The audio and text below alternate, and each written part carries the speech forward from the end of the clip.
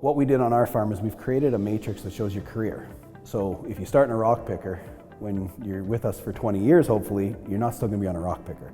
There's a career progression just like any other job. So when I started an accounting job, yes, I started at the bottom, but I knew where I wanted to be in 10 years. Like I knew I wanted to make a partnership.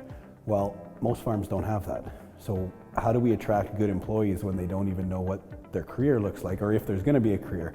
Hence why most farm labor jobs are seen as that, they're seen as a job. We need them to get that mentality of a career.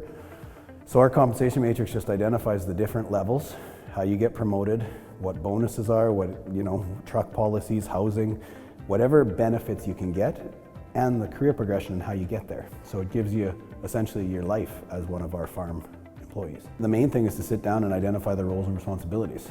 So if somebody wanted to get started on their own version of the compensation matrix, as a farm, we've never sat down and created actual job descriptions for everything we do. We always joke, most owners are CEOs, CFOs, operators, and janitors. They do everything, right?